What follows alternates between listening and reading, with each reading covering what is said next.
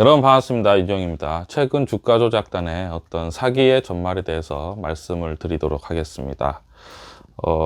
저는 이 사기 사건을 보면서 참 대담하고 정말 자제력을 잃었다라는 생각을 하게 됐는데요. 라덕연 대표라고 해야 되나요? 그 사기꾼이 굉장히 과감합니다. 전문 직종을 대상으로 이제 거의 100여 명 이상의 그러한 전문 직종의 어떤 그룹을 가지고 투자 설명회를 개최했다라고 합니다. 그러니까 많은 투자 설명회를 이제 개최를 했겠죠. 근데 이제 거기에서 하는 말이 뭐냐면은 내가 주식을 이렇게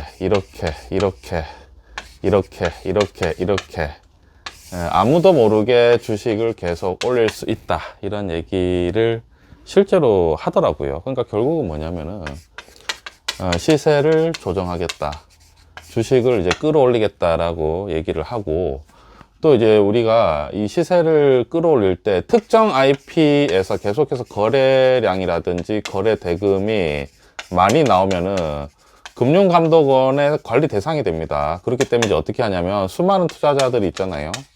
수많은 투자자들에게 어떻게 하냐면은 휴대폰을 지급을 해요. 휴대폰을 이제 지급을 하고, 각자 본인 명의의 휴대폰을 지급을 하고, 만약에 이분이 서울에 사시고 이분이 만약에 성남에 산다 그러면 성남까지 가서 거래를 하게 만들어 버립니다. 그러니까 결국은 본인 거주지 주위에서 이제 매매를 하는 거죠. 왜냐면 이 휴대폰을 이제 명의를 이제 해서 한 곳에서 집중적으로 매매를 하면 IP 주소가 동일하잖아요. 그러면 또 금융감독위원회에게 이제 아무래도 또 관리 대상이 되는 거죠. 그래서 여러 가지 이제 이런 사건을 가지고 감시망을 피해가는 방법에 대해서 투자자들에게 설명을 하고, 또 재밌는 게 뭐냐면 만약에 수수료가 발생한다. 수수료가 발생하면은 이 회사가 있지 않습니까? 회사로 직접 넣는 게 아니라, 이 회사가 아니라 뭐냐면 골프장이라든지 헬스장이라든지 다른 쪽으로 계좌를 넣게 하더라고요. 누가 봐도 정상적이지가 않고 사기에 가까운 상황이고요. 또 이제 어떤 얘기를 하냐면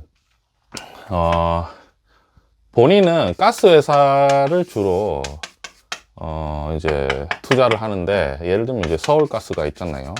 서울가스가 있으면 다른 가스로 바꿀 수가 없다는 거죠. 그러니까 서울가스는 망할 수가 없다.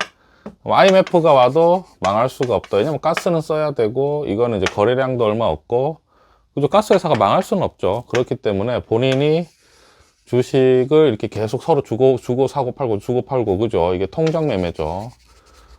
그죠? 어떤 이제 가격에 이제 정해놓고 가격을 막 서로 사고 팔면서 조금씩 가격을 끌어올리는 거예요. 그러면은 이제 끌어올릴 수 있다. 우리는 IMF가 와도 이게 떨어지지 않고 주식을 계속 이렇게 끌어올릴 수 있다라고 이제 얘기를 하고, 그 얘기도 합니다. 대주주가 물량이 거의 70%가 있기 때문에 내가 돈이 300억, 200억 정도가 있으면은 이게 떨어지면 그냥 내가 다 사면 된다.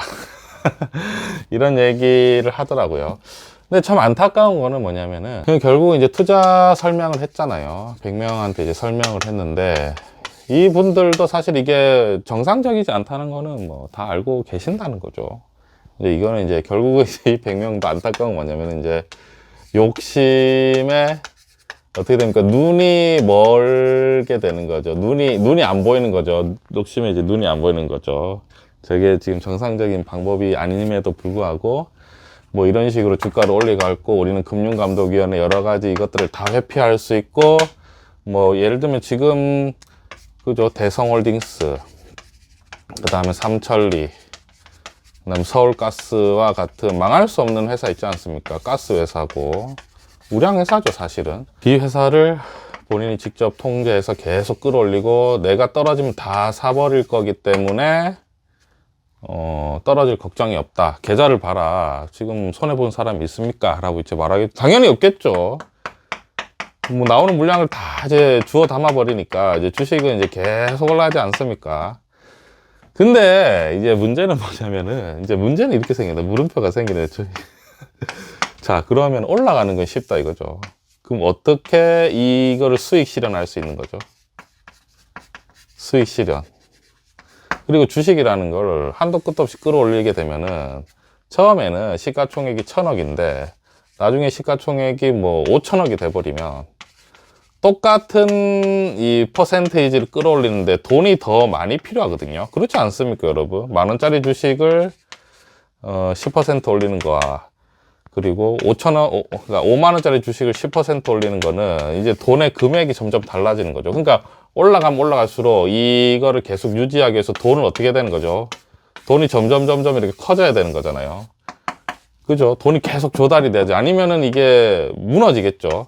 무너지면은 이 투자한 사람들은 통장 매매 하다가 이제 날벼락을 맞는 거죠. 그리고 아까 말했는데 가스 회사는 망할 수가 없고 이게 떨어질 리가 없는데, 그럼 떨어질 리가 없으면은 이걸 그럼 도대체 누가 사줍니까? 이거를 누가 사줘요? 이걸 누가 사줍니까, 여러분? 서울가스나 삼천리나 그 다음에 대성홀딩스와 같이 성장성이 없고 그냥 가스 회사인데 누가 이게 주식이 만약에 5배, 10배 오릅니다. 이거를 누가 그 물량을 다 사주나요?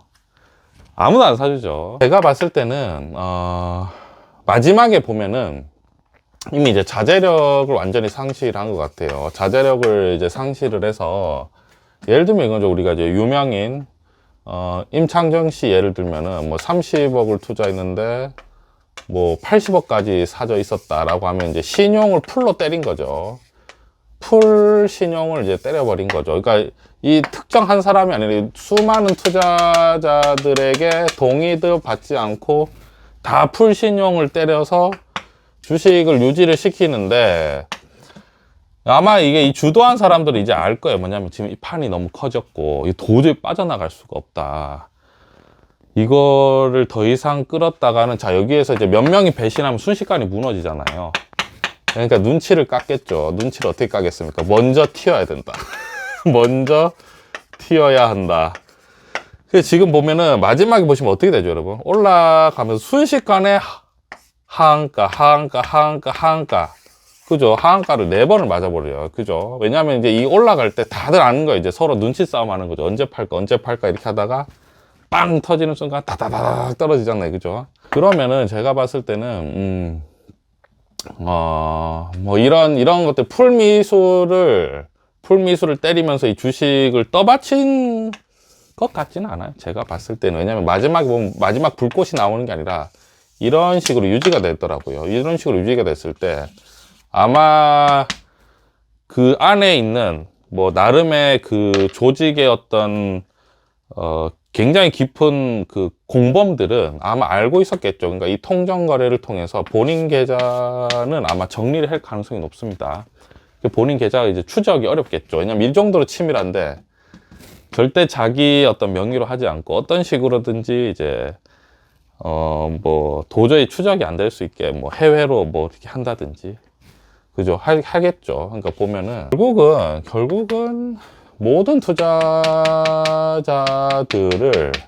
그죠? 속인 거죠. 그러니까 이 모든 이제 돈을 끌어와서 통정 매매로 본인은 빠져나가면서 마지막에는 이제 더 이상 떠지지 못하니까 하한가가 다다다닥 나오면서 이 모든 사건이 이제 밝혀지게 되고, 이제 투자한 많은 사람들이 풀 신용을 때렸기 때문에 하한가가 4번을 맞으면은 단순히 이제 투자 자금만 사라지는 게 아니라 마이너스 막 30억. 은행이랑 똑같습니다, 여러분. 은행에서 우리가 뭐 돈을 빌리거나 대출을 했을 때 대출이 이자를 못 내고 대출금 못 갚으면 이제 차압이 되잖아요. 은행도, 증권회사도 이제 차압 당하기 시작하겠죠. 그러니까 완전히 빚더미에 앉은 거죠, 다. 그럼 여기에서 이제 우리가 또 포인트가 뭐냐면, 이 사기를 안 당할 수가 있냐라고 했을 때는, 우리가 봤을 때는 굉장히 한심할 수가 있는 거예요. 저런 사기에 동조를 하다니. 그죠? 누가 봐도 지금 투자 설명회를 하면 기본적으로 통정거래라든지 금융감독은 어떻게 피해고, 그 다음에 이걸 어떻게 끌어올릴 수 있는지에 대해서 설명을 하더라고요. 근데 이게 참 어려운 게 뭐냐면, 계좌를 보여줄 거 아니야, 계좌를 보여주면은, 하한가가 4번 빵빵빵 맞기 전에는 다 주식이 어떻게 되는 거죠? 거의 2년, 3년에서 우상향 해버립니다. 그럼 계좌를 보면은 전부 다 수익률이 나 있는 거예요. 그렇지 않습니까? 그러면은, 그 결국은 뭐냐면 욕심에 눈이 먼 거죠. 그러니까 결국은 이것도 그냥 과정은 필요 없고, 과정은 필요 없고, 목적, 무슨 목적이죠? 돈을 남보다 빨리 많이 벌면 됐지. 과정 같은 게 뭐가 중요하냐. 안 들키면 된다.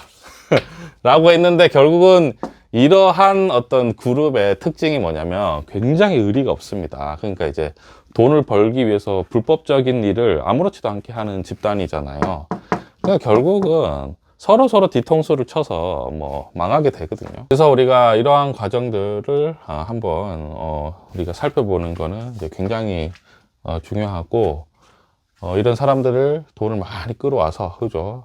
서울가스하고 이런 걸 올릴 수는 있지만 이거를 빠져나갈 방법은 찾지 못한 거죠. 도저히 찾을 수 없죠. 그러니까 결국은 빠져나가지 못하고 결국은 소수만 돈을 챙기고 나머지는 전부 다 피해자, 그것도 엄청난 피해자로 만드는 사건이라고 생각을 하면 될 것 같습니다. 근데 이게 사실은 이제 지켜보면 누가 주도자는 확실히 있어요. 주도자는 확실합니다. 이거를 주도한 거는 뭐 조사를 해보면 나오겠지만 누가 피해자인지 공범인지는, 왜냐하면 이게 불법적인 걸 알면서도, 그죠, 또 이제 침묵을 했을 수도 있고, 분명히 투자 설명회를 했다는 걸 보니까, 그죠, 뭐 여러 가지 생각을 하게 되는 뭐 그런 관점입니다. 그래서 뭐 최근에 이제 많은 이슈가 있기 때문에 저희가 한번 살펴봤습니다. 감사합니다.